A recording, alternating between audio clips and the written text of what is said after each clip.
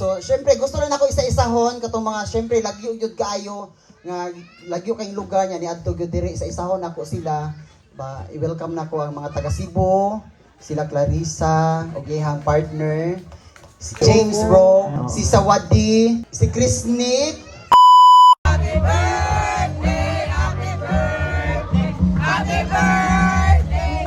Og mao din ang part 2 sa among pag-anhi sa birthday ni Wang Ising. So nakasulod nagmiss iyang mansyon. And guys, grabe kanindo sa iyang mansyon, guys. Grabe kanindo sa iyang balay. Na-amaze kay ko sa iyang balay and naalis ang Tita Mitch diri naguna na namo. Grabe, makaingon jud ko wow na wow. Og wala jud ko nag-expect nga maabot ko sa balay ng Wang Ising kaysa una makita ako ni sa ang vlog kana mag-vlog siya. And karon grabe, thank you kay Wang Ising sa pag-invite namo. Na-amaze kay ko sa iyang balay. Grabe kanindot, grabe kadako. Proud kaayo ko ni Mumi nga nahinahinan mo achieve ang imong mga goals sa kinabuhi. And magpasalamat kaayo ko ni Mumi sa pag-welcome namo diri sa imong mansion ug sa pag-invite namo. Og mao to guys, pag-abot namo diri kay ready na ang pagkaon pero lagi daghan makain tao diri sa sulod sa balay ng Wang Ising. So naka-decide siya nga manggawas lang mi adto mi sa gawas sa venue sa iyang birthday. Adto ra mi mga aon dito, adto ra mi manihapon kay lagi naghuot mi diri yot. So special jud kaayo mi kagigahin jud nga table para sa mga TikTok board dagulan. And thank you kayo Wang Ising sa pag-reserve ani nga table na ulaw kay mi ni grabe. Welcome kayo mi sa iyang birthday gyud. And magpasalamat po ko ni James nga partner ni Wang Ising nga siya gyud ang nag-abi-abi namo. Grabe ka buutan ni James gyud. And kuya gyud ako sang Virgin, si Kiking, si Borayot, si James, si John, si Chris ang akong boyfriends lang Clarissa sa birthday ni Wang Ising. Og karon mga nami kikipanggutom nami. And sa akong gikaingon ganiha, diri lagi mi nangaon sa gawa sa venue ni Wang Ising, sa venue sa iyang birthday kalagi sila ang taas huot kaayo daghan tawo nga adto didto so maglisod kag lihok. Unya napoy daghan siyang bisita nga special. Unya mas maayo man diri kay hamugaway diri og diri lisod. Unya while waiting sa ubang bisita so nangaon sa Jumi diri kay murag gipanggutom na jud mi diri grapita gyud.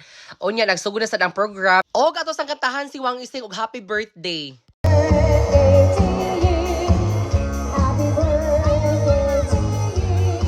And pagkataod-taod na nalabot si Ruel Divina, abi na ko gilitsyo na ni siya. Agay, abi na ko mo ni gihanda sa birthday Wang Ising.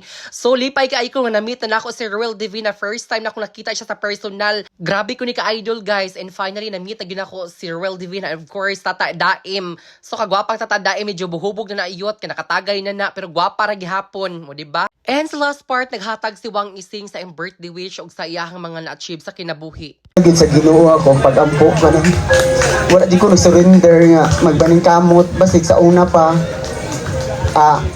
pagsulod na ako sa Digos Good, thankful kay ko sa Digos Good vibes kay pagsulod na ako inko murog ba ko nang siguro gid akong time na makapahimo og balay mo to 2018 kanang magtigong ko magasto antud sa pandemic na nawala na gid ang tanan.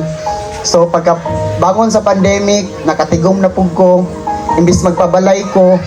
So sige na kung paningkamot og racket na disgrasya among sakyanan nga among gisakyan so nakabayad ko so naudlo ta pud ang pabalay. So arkila na lang sa pod na pod.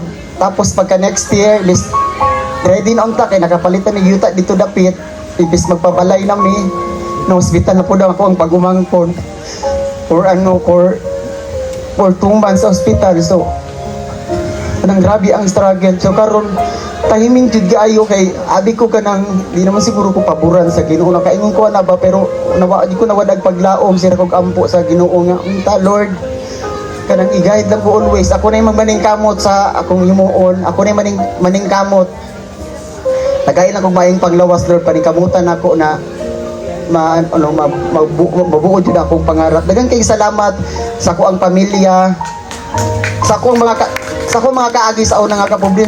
Dako kay kong pasalamat ato kay tungod ato nga ka mga kalisod sa unang panahon mo gito akong gihimo nga kusog ba nga para magbaning kamot sa kinabuhi sa akong pamilya, sa akong mga igsuon, akong mama ug sa akong mga pagumangkon ug sa mga igsuon ako nga basta si Yani, si Christian, si Sandra,